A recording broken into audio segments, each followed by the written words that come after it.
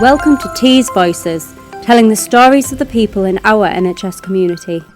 I'm Elliot Kennedy, and in studio today we've got Lexi Hurst, who is a specialist screening practitioner here at North Tees. Hi there. Well, what's bowel cancer screening and why is it so important? So bowel cancer screening is a test that you do at home and it checks for signs of bowel cancer. It's offered to everyone from aged 50 to 74 at the minute in the Tees area and the postal kit comes every 2 years. And it uses a test called a fecal immunochemical test, which we call a FIT test. And that looks out for blood in a sample of the stool, as this could be a sign of bowel cancer. You collect the sample at home and send it by post to be tested. And it can help find cancer early and before you actually have any symptoms, which may mean that it's easier to treat. So what happens if the test comes back showing blood?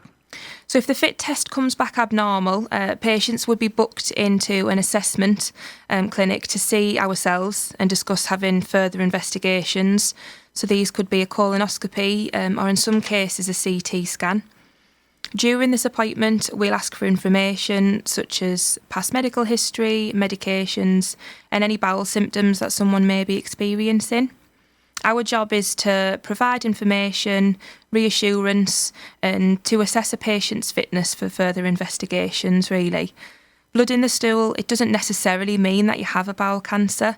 There can be lots of other reasons for bleeding in the bowel, such as hemorrhoids, medications, or something called bowel polyps. So what is a bowel polyp? So bowel polyps are little small growths on the lining of the bowel wall. They are very common and not usually serious, but sometimes they can lead to a bowel cancer. We see bowel polyps in approximately 60% of our patients that come through bowel cancer screening. We're able to remove most simple polyps during a colonoscopy, and that involves looking at the bowel using a camera on a long flexible tube. Polyps don't normally cause any symptoms, so most people with polyps don't actually know that they have them. And this is why we appeal to the public to complete their home test kits before they have any symptoms. Polyps are normally easier to manage, whilst earlier in the development. And if they're left in place for a good number of years to grow, then this is when they can change into something like a cancer. So how treatable is bowel cancer today? Statistics show completing a bowel cancer screening home kit can actually reduce your risk of dying by bowel cancer by 25%. If a cancer is found during an investigation, we're able to refer these patients urgently for further tests to look at treatment options. Treatment can depend on a number of different factors, including how much the cancer's grown, whether it's spread anywhere else in the body, and a person's general health.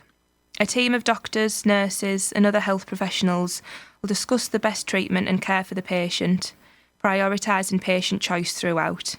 And these treatments could consist of surgery, chemotherapy, or radiotherapy.